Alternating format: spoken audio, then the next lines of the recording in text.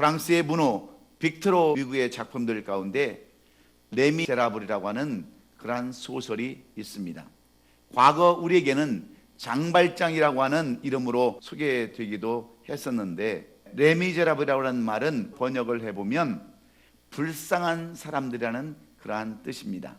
빅토르 위구는 이 책에서 프랑스 혁명 시기에 고단하고 힘들게 삶을 살아가는 당시의 민중들의 이야기를 그려놓았습니다. 그래서 은혜를 입지 못하는 사람들이라는 것을 우리가 알 수가 있는데, 이 소설을 보면 저마다 자기의 주어진 운명을 최선을 다해 살아가는 그 사람들의 모습을 묘사해 놓고 있습니다.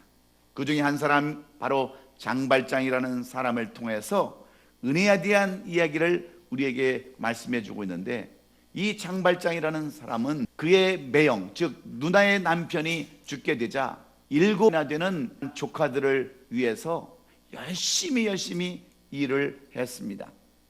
그러나 겨울이 되면 일자리가 없어서 조카들이 굶주리게 되자 그는 빵을 훔치다가 붙잡혔습니다.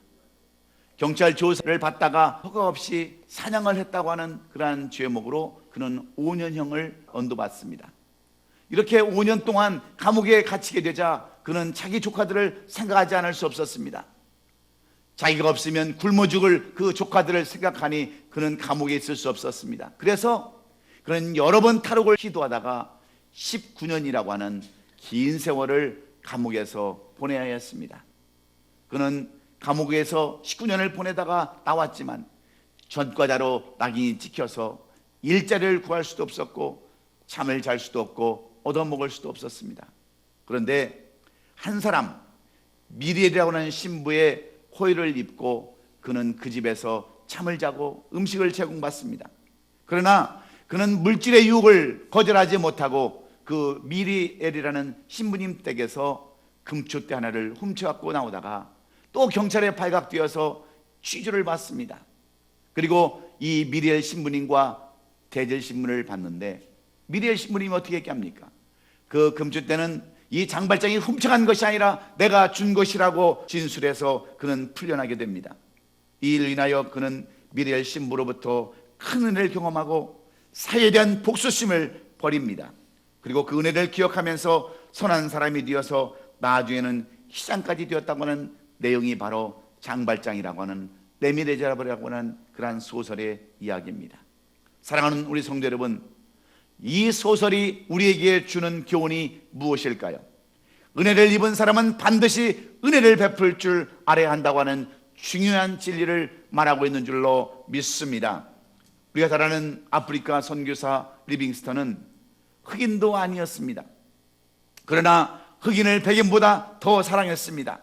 열악한 환경의 아프리카를 택해서 그곳에서 죽기까지 그들을 위하여 헌신했습니다. 이처럼 헌신의 삶을 살 수 있었던 이유가 무엇이었겠습니까? 그가 하나님으로부터 받은 그 은혜가 너무나도 크고 감사했기 때문에 그 은혜를 갚기 위해서 그는 아프리카 선교사로 헌신된 삶을 살았습니다. 여러분, 주님의 제자들과 사도 바울, 수많은 주의 제자들이 왜 그토록 순교의 제물까지 되었겠습니까? 주님으로 받은 은혜가 너무나도 크기 때문에 그 은혜에 감사해서 복음을 전하다가 순교의 삶까지 가게 되었습니다. 그렇다면 우리들은 어떻습니까? 우리는 하나님의 은혜를 입은 하나님의 성도들이요 하나님의 자녀들입니다. 죄로 말미암아 영원한 저주 가운데 죽어야 할 우리가 예수 그리스도의 피로 속량받은 것이 바로 큰 은혜입니다. 이처럼 많은 은혜 중에서 가장 큰 은혜는 죽음에서 생명으로 인도해 주신 은혜가 큰 은혜인 줄로 믿습니다. 그런데 이런 은혜를 받은 우리들은 얼마나 남을 위해서 은혜를 베푸는 삶을 살아가고 있으십니까? 마치 은혜를 모르고 떠나갔던 9명의 문둥병들처럼 살아가고 있지는 않으신지요? 그렇다면 오늘 우리는 단 한 명의 은혜를 알았던 문둥병자가 되어서 구원에 이르는 데까지 은혜와 축복을 받아 누리는 저와 여러분이 될 수 있기를 먼저 주의 이름으로 축원합니다. 왜냐하면 죄로 말미암아 영원한 저주 가운데 죽어야 할 우리가 예수 그리스도의 피로 속량받은 것이 가장 큰 은혜이기 때문입니다. 그런데 우리는 이런 은혜를 생각지도 않고 살아갑니다. 오직 현실의 어려움과 또 힘든 상황에 대해서 불평하고 원망하면서 살아갑니다. 무엇 때문입니까? 은혜를 받지 못하고 은혜를 알지도 못하기 때문입니다. 은혜를 받은 사람은 누가 뭐래도 꿋꿋하게 자기 자리를 지키면서 봉사하고 헌신하며, 은혜를 받은 사람은 영혼을 사랑하고 그들을 위해서 기도하는 사람이기에 오늘 우리는 이 은혜 받는 삶을 살아가야 될 줄로 믿습니다. 오늘 본문의 말씀도 바로 이 은혜를 아는 사람과 은혜를 모르는 사람의 이야기를 기록해 놓았습니다. 바로 다윗이 사울왕에 쫓겨서 도망다니고 있을 때에 다윗은 군대 600명을 데리고 마온 지방에 이르게 되었습니다.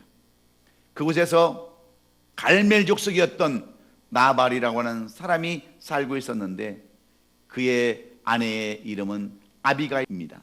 3절을 보면은 이 여인은 총명하고 용모가 아름다운 여인이었다라고 아비가일에 대해서 이렇게 기록해 놓았습니다. 그러나 남편 나발은 어떻습니까? 고집스럽고 그의 모든 행사가 악한 사람이라고 이렇게 기록해 놓았을 뿐만 아니라 그는 갈렙의 후손으로서 양이 3,000마리요 염소가 1,000마리가 넘는 그러한 부자였다라고 이 나발에 대해서 성경은 소개하고 있습니다. 그런데 다윗이 광야에서 나발이 자기 양털을 깎는다고 하는 그러한 이야기를 듣고 10소년을 보내어서 이 나발로 하여금 은혜를 입기를 원했습니다. 양털을 깎는다고 하는 것은 목축업자가 때가 되어서 추수하는 때와 같은 때입니다. 양의 털을 벗겨서 수확하는 때에 다윗은 지금까지 사울에게 쫓기면서 지친 부하들에게 떡과 먹을 물을 먹이기 위해서 나발에게 소년을 보냅니다. 그런데 오늘 본문의 11절에 보면 나발은 어떻게 이 보낸 소년들을 향해서 이야기하고 있습니까? 내가 어찌 내 떡과 물과 내 양털을 깎는 자를 위하여 잡은 고기를 가져다가 어디서 왔는지도 알지 못하는 자들에게 주겠느냐 하면서 이런 지하에 거절을 하고 맙니다. 이러한 사실을 소년들은 다윗에게 고했을 때 다윗은 이 은혜를 모르는 나발을 그냥 놔둘 수가 없었습니다.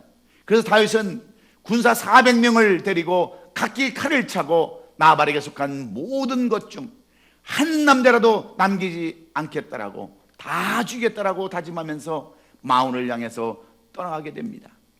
은혜를 알지 못하는 어리석은 남편 나발 한 사람으로 인해서 그의 온 가족이 멸망당하여 하는 위기를 맞게 되었습니다. 그때 나발에게는 총명하고 아름다운 아비가일이 있었는데 아비가일은 남편과 달리 은혜를 아는 그러한 여인이었습니다.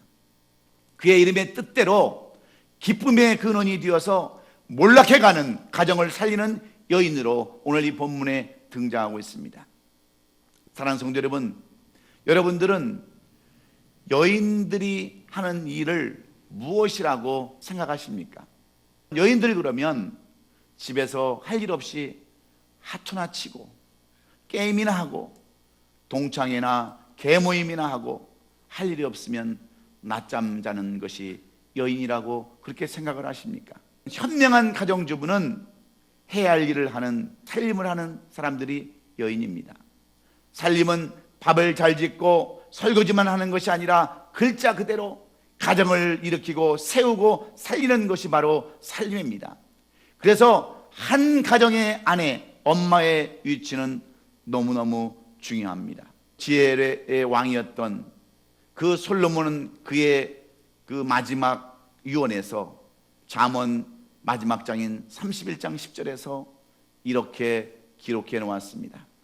누가 현숙한 여인을 찾아 얻겠느냐? 그의 값은 진주보다 더 하리라. 이렇게 말씀해 놓고 있습니다. 여러분, 현숙한 여인을 얻는 것이 가장 지혜로운 것이라고 우리에게 교훈해 주고 있습니다.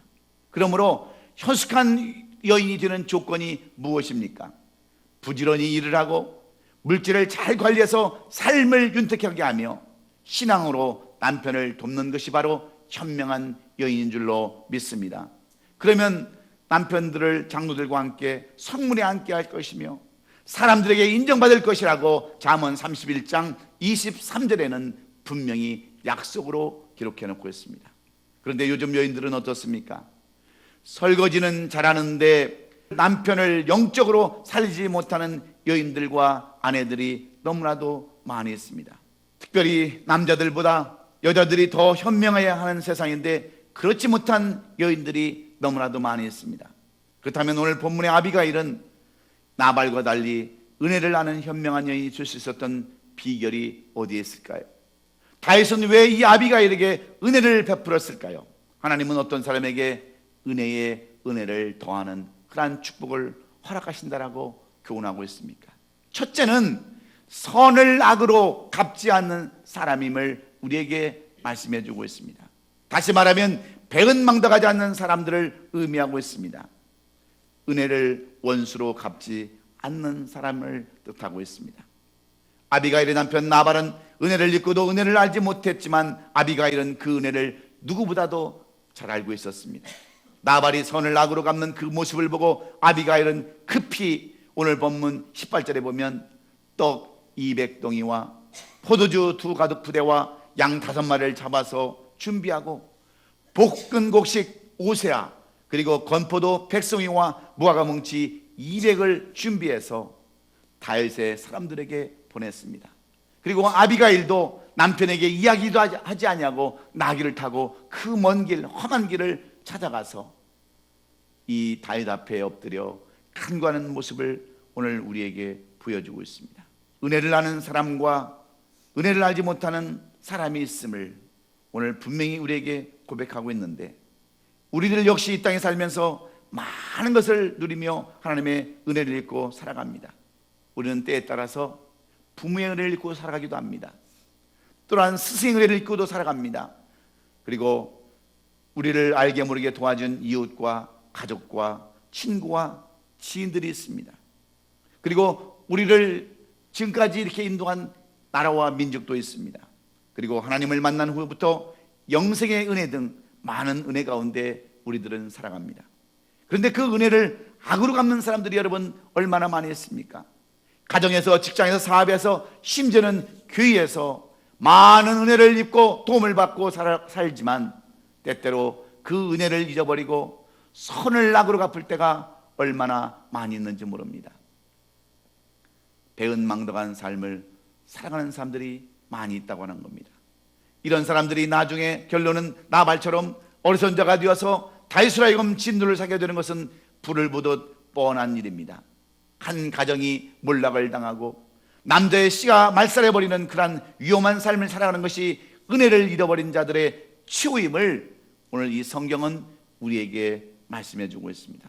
행여나 지금까지 은혜를 잃어버리고 사시는 나발과 같은 우리 성도님들이 계신다고 한다면, 오늘 아비가일처럼 은혜를 은혜로 갚을 줄 알고 선을 선으로 갚을 줄 아는, 배은망덕하지 아니하는 우리 성도들이 다 되시기를 예수님의 이름으로 축원합니다.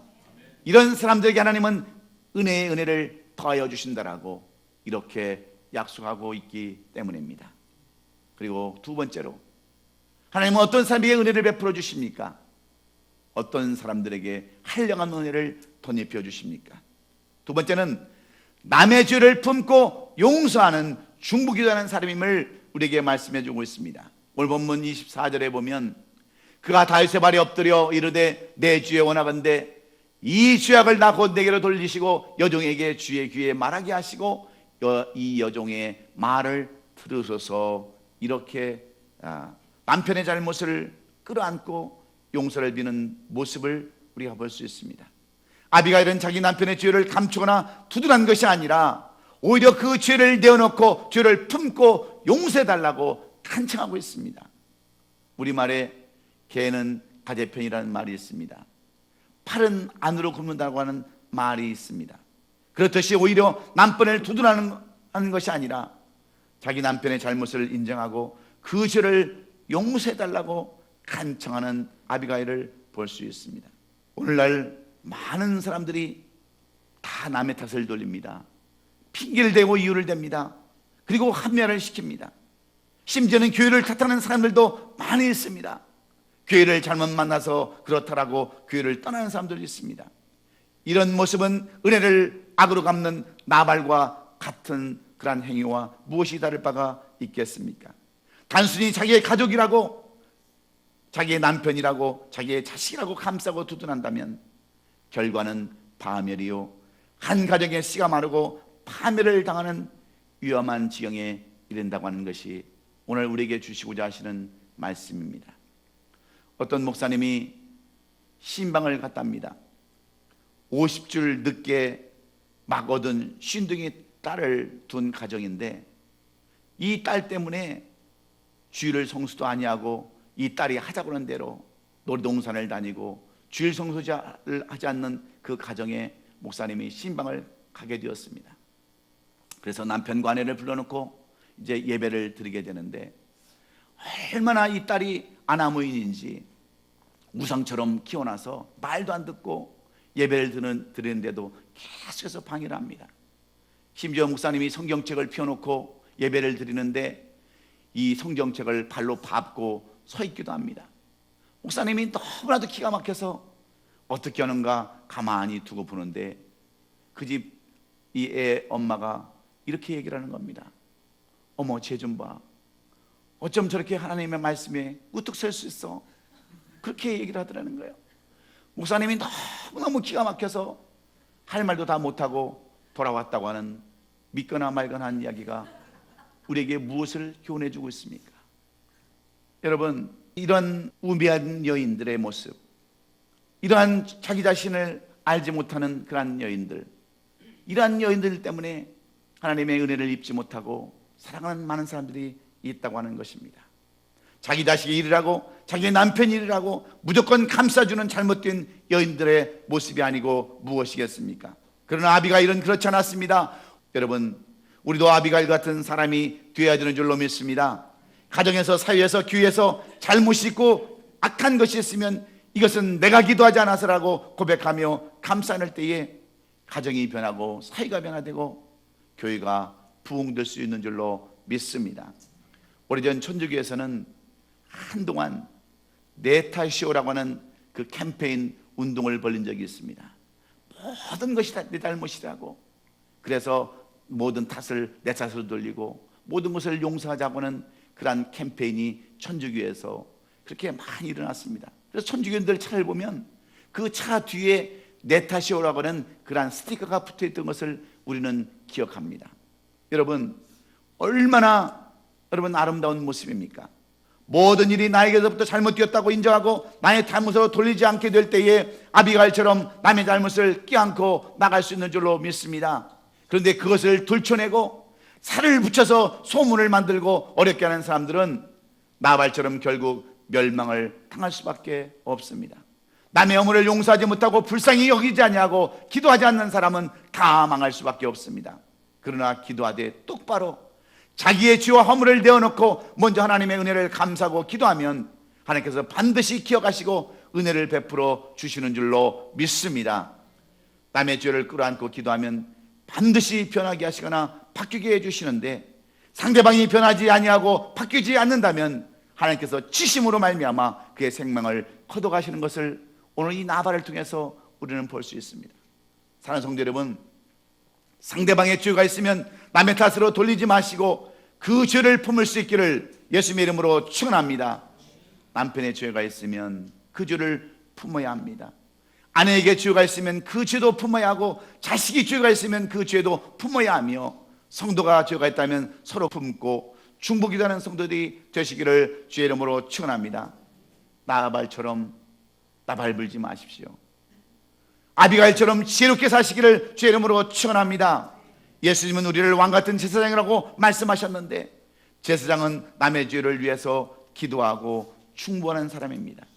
여러분들의 가정에 제사장이 남편이 될 수도 있고 아내가 될 수도 있습니다. 그래서 제사장의 위치는 너무너무 중요합니다. 이스라엘이 망할 때는 제사장들이 타락했기 때문이 아닙니까? 여러분, 엘리 제사장을 한번 보십시오. 엘리 제사장에게는 두 아들이 있었습니다. 바로 홈디와 피나스가 있었는데, 엘리 제사장은 그들의 죄를 과감하게 지적하지 못하고 감싸 주었을 때 그들은 블레셋 군대와 전쟁했을 때 패하게 되었고, 그들이 가지고 나갔던 언약궤를 빼앗겼으며 그들은 그 그곳에서 죽임을 당했습니다. 이 소식을 들었던 엘리 제사장은 결국 의자에서 떨어져서 목이 부러져 죽고 그들의 며느리는 해산하다가 죽고 말았다고 하는, 한 가정이 완전히 패망하는, 그래서 남자의 씨가 말라버리는 슬픈 가정의 비극을 말씀해주고 있습니다. 여러분, 남의 죄를 품고 중보하는 것이 쉬운 일은 아닙니다. 그러나 하나님은 이런 자들에게 은혜를 더하신다는 것을 분명히 기억하시고 중보기도에 힘쓰시는 우리 모든 성도들이 되시기를 주의 이름으로 축원합니다. 남의 죄를 품고 용서해달라고 간구하는 그런 사람들을 하나님께서는 은혜를 더하신다는 것을 기억하시고 우리가 다 그런 사람이 되기를 간절히 축원합니다. 마지막으로 어떤 사람을 하나님께서는 은혜를 더하는 축복을 더하십니까? 세 번째는 남에게 원한을 사지 않는다라고 말씀하고 있습니다. 오늘 보면 31절에 보면 내 주께서 무지한 피를 흘리셨다든지 내 주께서 친히 보복하셨다든지 함으로 말미암아 슬퍼하실 것도 없고 내 주의 마음에 걸리는 것도 없으시리니 다만 여호와께서 내 주를 후대하실 때에 원하건대 내 주의 여종을 생각하소서, 이렇게 고백하고 있습니다. 이 말은 남의 가슴에 못을 박지 않는다고 하는 말과 똑같은 말입니다. 그런데 나발은 다윗의 마음에 못을 박았습니다. 어려운 중에도 다윗은 나발의 재산을 지켜주고 담이 뒤어주었지만 그 은혜를 저버렸을 때에 다윗은 배신을 인하여 마음의 상처를 받게 됩니다. 아비가일은 이런 다윗의 마음을 풀어주었습니다. 한 가정에서 아버지 어머니의 성품이 불같으면 여러분 그 영향을 누가 본받겠습니까? 자식이 가장 먼저 상처를 받습니다. 아버지가 교육을 위해서 딸을 야단치고 때리면 그것을 감싸주는 엄마가 있어야 되는데 오히려 원한을 사게 하는 엄마들이 있습니다. 현명한 여자는 이것이 아버지가 너를 사랑하는 방법이라고 감싸주고 이야기할 때 현명한 여인의 모습입니다. 그런데 여러분, 어리석은 여자들은 어떻습니까? 너는 절대로 이 다음에 시집가 거들랑 네 아버지 같은 사람하고 결혼하지 말라고 한다면 결국은 모녀지간을 이간하게 하고 결국은 원수지간으로 만드는 것밖에 무슨 일이 되겠습니까? 마찬가지로 아비가일은 다윗에게 나가 그 원한을 풀라고 사정했을 때 다윗이 그 맺혔던 한을 풀어냅니다. 하마터면 한 가정이 폐가 망신당하는 가정이 될 뻔했지만 남에게 원한을 사지 않으려 했던 이 아비가일로 인해서 나발의 가정은 위기를 벗어나게 됩니다. 그런데 이때 나발은 무엇을 하고 있었습니까? 아내는 자기 죄를 인하여 다윗이라는 사람 앞에 엎드려서 사정을 하고 있는데 36절에 보면 그가 왕의 잔치와 같은 잔치를 그의 집에 배설하고 크게 취해서 마음에 기뻐함으로 아비가일이 밝는 아침까지는 아무 말도 하지 아니했다라고 이렇게 기록해 놓고 있습니다. 여러분, 얼마나 가관입니까? 한 집에 똑같은 사람이 사는데 한 사람은 이런 삶을 살고 한 사람은 바로 이런 삶을 사는 것을 우리에게 보여주고 있습니다. 여러분들은 어떤 삶을 살고 있습니까? 오늘 이 본문에 나오는 나발 같은 삶을 살아가십니까? 아니면 아비가일 같은 그러한 삶을 살아가고 있으십니까? 은혜를 모르는 사람, 나발을 위해서 기도했던 아비가일을 하나님께서는 불쌍히 보시고 오늘 본문 37절로 38절에서 이렇게 기록해 놓았습니다. 아침에 나발이 포도주에 깬 후에 그의 아내가 그에게 이를 말하며 그가 낙담하여 몸이 돌같이 되었더니 한 열흘 후에 여호와께서 나발을 치심에 그가 죽으니라, 이렇게 결론으로 말씀하고 있습니다. 여러분, 우리는 때때로 실수하기도 하고 때로는 범죄하기도 합니다. 아무리 올바르고 깨끗한 삶을 살려고 힘써도 부지중에 잘못하고 주님의 뜻을 어길 때가 많이 있습니다. 그래서 자신의 연약함을 한탄해 보기도 하고 자신의 부족함을 뉘우쳐 보기도 합니다. 그러나 하나님은 우리를 버리지 아니하시고 계속해서 우리를 돌봐주시는 줄로 믿습니다. 자비와 긍휼이 많으신 하나님은 회개할 때 그 즉시 용서해 주시고 유대해 주시는 분인 줄로 믿습니다. 하나님은 옛날 이사야 선지자를 통해서 이렇게 말씀해 주셨습니다. 여호와께서 말씀하시되 오라 우리가 서로 변론하자. 너희의 죄가 주홍 같다 할지라도 눈과 같이 희어질 것이요 진홍과 같이 붉을지라도 양털같이 희어드리라 말씀해 주셨습니다. 하나님은 죄를 고백하고 하나님의 자비를 구하는 사람들을 깨끗하게 해주실 뿐만 아니라 온전하게 해주신다라고 말씀하고 있습니다. 그래서 우리는 어떤 삶을 살아야 합니까? 남에게 원하는 사는 일이 있다고 한다면 오늘 하나님 앞에 고백하면서 잘못했다라고 고백하고 용서를 빌 때 하나님은 우리를 깨끗게 해주시는 줄로 믿습니다. 괴테의 대부작이었던 파우스트에 보면은 파우스트가 자살을 하려고 하는 장면이 나옵니다. 젊을 때는 충실히 신앙생활했던 이 파우스트가 그의 신앙의 효율을 느끼고 교회를 떠나게 되었을 때 그는 사회적으로 성공한 것 같았습니다. 그러나 중년에 이르러서 더 이상 발전하지 못하고 벽에 부딪혔을 때에 그는 낙심하고 자살을 기도하게 됩니다. 독배를 들고 그의 인생의 종지부를 찍으려 하는 순간 먼 곳에서 부활절의 교회의 총소리를 듣게 됩니다. 그리고 어린 시절 교회를 다닐 때 일과 교회를 떠난 후의 일이 주마등처럼 지나가게 됩니다. 결국 그는 독배를 되던지고 통곡하는 내용을 파우스트는 기록해 놓았습니다. 하나님의 자비와 긍휼을 깨닫고 회개한다고 하는 그러한 내용 속에서 우리는 은혜를 모르는 나발을 하나님은 남편의 자리에서 물러나게 하신 것을 볼 수 있습니다. 은혜를 아는 자에게 은혜를 더해 주신 하나님을 우리는 발견할 수 있습니다. 지금까지 내가 은혜 없이 감사 없이 기쁨 없이 살아왔다고 한다면 오늘 여러분의 자리가 빼앗기지 아니하도록 은혜를 회복할 수 있기를 예수님의 이름으로 축원합니다. 예수님의 생애가 바로 이런 생애가 아니었습니까?